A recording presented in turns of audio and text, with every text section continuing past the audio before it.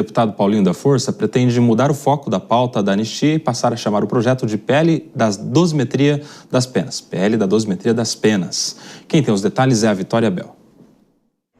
Boa noite, Kobayashi. Boa noite a todos que nos acompanham aqui na programação da Jovem Pan. Pois é, o deputado federal Paulinho da Força, relator dessa matéria que pretende reduzir as penas dos presos e condenados por tentativa de golpe, ele quer mudar a forma como vem sendo chamado esse projeto, que antes estava sendo nominado como projeto da anistia, e agora ele quer que se chame projeto da dosimetria. Isso para se adequar mais ao conteúdo da matéria, já que esse texto deve trazer a diminuição das punições a esses presos e condenados e não um perdão total. Então, de acordo com ele, não seria adequado chamar esse projeto da anistia. Lembrando que entre os beneficiados por esse projeto também deve estar o ex-presidente Jair Bolsonaro, já que não é possível diferenciar em um projeto de lei por nome quem deve ser ou não beneficiado pela proposta. Paulinho da Força tem articulado esse texto junto com o ex-presidente Michel Temer. Ele jantou na casa do ex-presidente na noite de ontem, junto também com o deputado federal Aécio Neves, para debater essa proposta.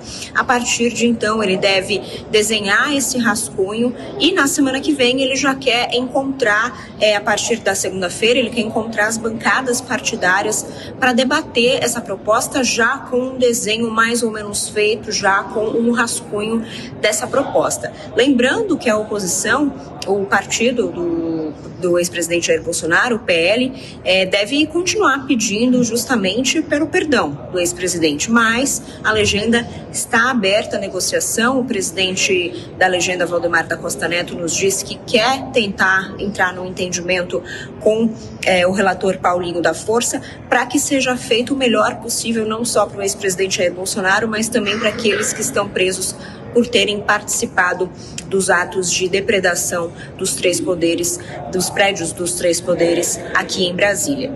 Ontem à noite, o Paulinho da Força conversou com a nossa reportagem justamente para contar como foi esse jantar e a escolha de mudança do nome dessa proposta. Vamos ouvir. Essa ideia aqui do Aécio Neves, do presidente Michel Temer, para que a gente possa deixar claro que nós não estamos mais tratando de anistia, nós estamos tratando de dosimetria, né? de redução de pena, para que as pessoas que foram presas injustamente possam sair, e quem teve problemas, né, naquele ato lá, que assuma seus problemas. Mas nós estamos tratando aqui das pessoas que foram presas injustamente. Mas muito feliz aqui de estar iniciando esse processo de diálogo com duas pessoas das mais experientes do Brasil. Pois é, e tanto Paulinho da Força quanto o ex-presidente Michel Temer defendem um diálogo que seja ali triangulado entre o Supremo Tribunal Federal, o Congresso Nacional e também o Palácio do Planalto. O presidente Michel Temer chegou a dizer que é preciso também dialogar com o Executivo sobre essa proposta, lembrando que um projeto de lei precisa ser sancionado pelo presidente Lula para ficar valendo. Então, por isso que ele fala da importância desse diálogo, que seria, nas palavras dele, de pacificação nacional. E ele acredita que, a depender da construção desse tema, o STF, os ministros do Supremo Tribunal Federal, podem sim concordar com essa proposta de redução das penas. Vamos ouvir um trecho de Michel Temer. O título é dosimetria, mas o objetivo central é a pacificação do país. Portanto, o Supremo Tribunal Federal deverá também, num dado momento, acordar com aquilo que for estabelecido lá, e de igual maneira o Executivo. Seria uma espécie de pacto republicano para que pudesse tranquilizar o Brasil. É uma coisa importantíssima. Pois é, a gente segue então na expectativa da semana que vem, com as negociações intensificadas para esse projeto de lei. Lembrando que a expectativa de Paulinho da Força é deixar tudo pronto para tentar votar esse projeto já na quarta-feira da próxima semana. Kobayashi. Muito obrigado, Vitória Bel. Já chamar os nossos comentaristas aqui. Vamos daqui para lá agora? Cadê eles? Tá aqui. Não vai embora não, hein? Cristiano Vilela, vou com você dessa vez, começar com você. Como é que você está vendo esse movimento todo agora para diminuir as penas dos presos e condenados do 8 de janeiro?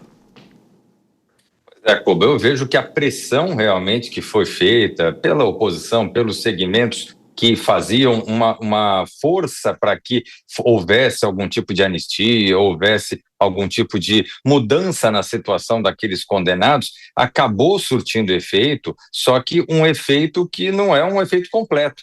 Haja vista que existe talvez ali um sentimento no segmento mais ao centro, especialmente, de construção de uma alternativa que seja palatável ao judiciário e que venha eventualmente a reduzir as penas, a de alguma forma buscar um consenso nesse sentido, sem que haja necessariamente um perdão ou que venha a influenciar efetivamente na situação política de Jair Bolsonaro. Nesse sentido, é uma missão que ela é difícil sob o aspecto de que terá o desconforto, causará o desconforto na direita, então choverá críticas, já estão chovendo críticas nesse sentido, e levará um desconforto também na esquerda, à medida que todo aquele discurso de não ter anistia não pode, perdão não pode, acaba indo pelo ralo, à medida que será construída uma flexibilização. Agora, me parece que esse é um entendimento que consegue adquirir uma certa maioria do ponto de vista político. Uma maioria no sentido de fazer inflexões aos dois lados, mas sem deixar de atender aquilo que foi imposto e que será aceito pelo Supremo Tribunal Federal, que é quem dará a última palavra à medida que qualquer decisão será objeto, sim, de uma ação judicial e, com certeza, o Supremo Tribunal Federal é quem deverá se posicionar para poder avaliar e tomar uma decisão com relação à extensão desses benefícios que eventualmente sejam aprovados no Congresso Nacional. Dora Kramer, e ontem quando a gente viu o primeiro vídeo de todos a respeito disso nas redes sociais, quando Michel Temer fala a respeito de um acordo, inclusive com o judiciário, né? Adiantando que provavelmente se for um texto de diminuição de pena, não teria problema de inconstitucionalidade, de ação que pudesse derrubar, de tensionamento com o judiciário.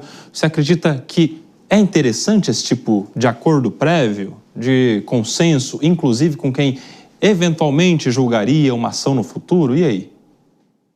Ô, Kobayashi, já vi que nós estamos concordando. Só pelo tom da sua pergunta, já vi que a gente está concordando, né? Até porque o judiciário tem que dar a última palavra, ele não devia dar palavra nenhuma agora. Desde quando o Supremo Tribunal Federal é instância de consultoria ou instância de mediação? Me conta. Desde nunca. Não existe. Exatamente porque ele tem que dar a última palavra, ele não pode ficar falando no meio do processo, negociando, ele tem que, depois das coisas que a política ajeita, que a política vota, que a política decide, se for chamado a dizer se aquilo é constitucional ou não, é aí que deve ser o papel, mas não é assim que está funcionando, entendeu? Está super normal, tanto é que se fala, imagina, um constitucionalista da estatura de Michel Temer falar isso como se fosse a coisa mais natural